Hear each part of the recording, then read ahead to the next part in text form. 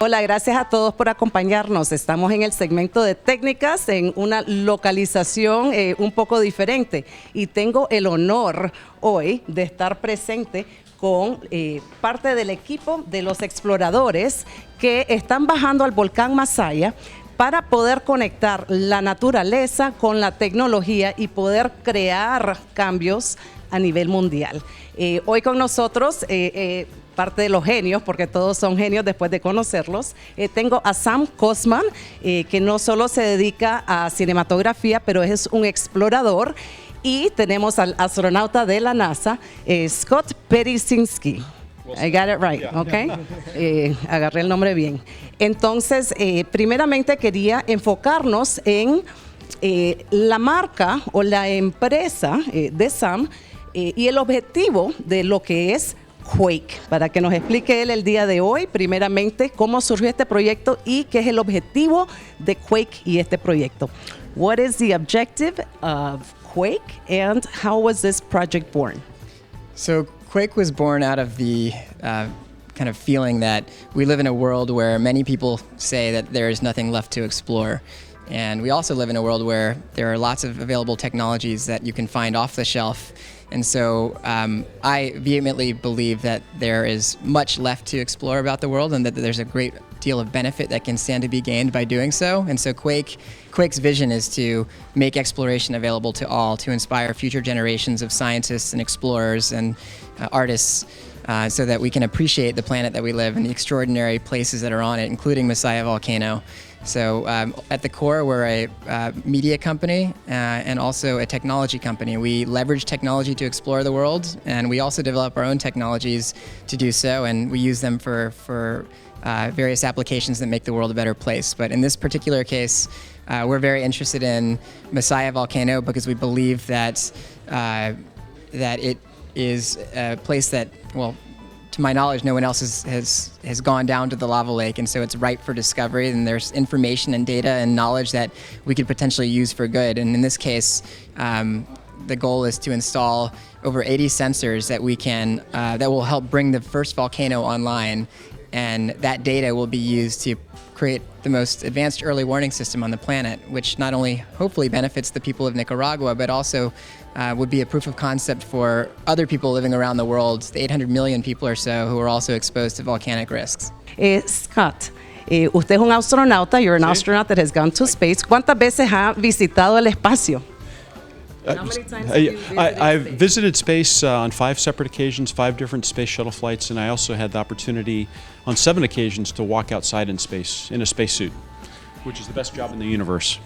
And how many times have you walked in a volcano? ¿Cuántas veces ha entrado a la boca de un? So I call myself, and we all call ourselves volcanauts now. And so I'm an official volcanaut. Bueno, aquí están creando historias, como él nos acaba de comentar, es segunda vez que entra al cráter de un volcán y ahora hay un nuevo término, astronauta es a los que van al espacio. Volcanaut, y lo pueden seguir en Twitter con el hashtag, significa un astronauta que ahora también utiliza ese tipo de equipo, que le vamos a preguntar una vez más, para bajar al cráter de un volcán. Can you tell us about the equipment of a volcanaut? Did you use the same spacesuit? Well, I felt like I was walking, doing a spacewalk on planet Earth. It was, a lot of gear that we took down with us. We were wearing fire retardant suits, silver suits, so we actually kind of looked like astronauts. We had a big backpack on with self-contained breathing air. We had a full face mask on. We had other protective gear with us. We were rappelling down into the lake, and it felt like a spacewalk. What we also found is that it was probably too much equipment to take with us, at least for the descent. It was very, very warm, about 50 degrees centigrade. I think obviously the temperatures will get very much higher the closer we get to the lava lake. So probably either today or tomorrow, Sam will go down very close to the lake, and I think he'll have to put the suit back on. But for the actual drop down into the crater, we don't need all that extra gear. Is there a major difference in the actual material of the suit that you used? Yes, so the spacesuits that we use up in space are made of 13 different layers, and they protect us from the vacuum of space, they protect us from the thermal extremes, they protect us from orbital debris, space junk that's floating around. But it's equally harsh, to go into a live volcanic crater is is about as extreme as you get. We were looking down into the middle of the earth. You know, it was unbelievable. How many times have you been down into the volcanoes? So I've been on 3 separate volcanic expeditions. The last 2, I've been into the volcano 10 times collectively, and it's about the same distance from the top to the bottom. It's quite a vertical distance, but the height of the Empire State Building, or maybe the Eiffel Tower, is a good equivalent as well. And then I've been on many other volcanoes around the world, but not there's very few lava lakes on the planet. There's less than 10 of them, so we only have a couple more to go, before we will have checked all the boxes. What does it feel like to be inside a volcano before we go? It really does feel like being on another planet, although I can't claim that. It's as close to another world as you could possibly imagine. So Scott has been to, suborbital or outer space, and together we went to inner space. And really just, I think, there's a number of things that make it so unique, among them being the ambient glow from the lava. Everything illuminates bright orange, and so it feels like you're standing on the surface of Mars. The ground itself it looks so supple and soft, but it's actually millions of little glass shards, obsidian shards that's formed from the lava that kind of blows off the lava lake. And of course the gases are constantly shifting, so you're forced to wear a respirator and or a supplied air unit, which makes it very difficult to breathe. As Scott puts it, it's kind of like sipping air through a straw, and you're exerting a lot of energy. So it's every step, is kind of like you imagine the men on the moon. It's just very exhausting to do any little menial task. So it really is an amazing experience, and it's one that while we shared that experience, we're very excited to kind of document this in a way that we can not only share it internally with our core group, but also kind of externalize that to the world as a source of inspiration and hopefully for humanitarian purposes as well.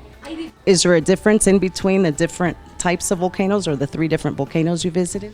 Yeah, this one is, I would say, this lava lake is actually a little bit smaller. The other ones that I've been to are maybe slightly larger, but this one is actually more dynamic and more explosive and obviously a lot more unknown.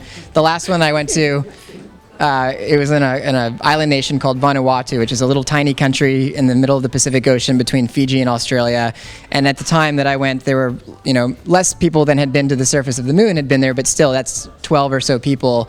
This one, no one had gone to, so it was a very uncertain environment, and obviously there's a lot of risk whenever you're kind of stepping into a new place like that. So from that perspective, it was truly unique, and also just extraordinarily beautiful, and as beautiful as it is deadly. So made for quite an extraordinary expedition, and this is just the beginning. So we're excited to keep you guys posted. I believe GE is doing also live on Thursday the 12th, and through social media you're trying to show everything in live to inspire other people. Where else can they follow you? Social media, GE? Yeah, so you can find our core group at Instagram, and this is the Quake team, that is Instagram, Twitter, Snapchat, Facebook, etc. And actually on later this week, I believe it's either going to be Wednesday or Friday, we're going to be releasing a story on a new social media platform called Snapchat, and it's actually in many ways more rapidly growing than Facebook. So for anybody who's interested in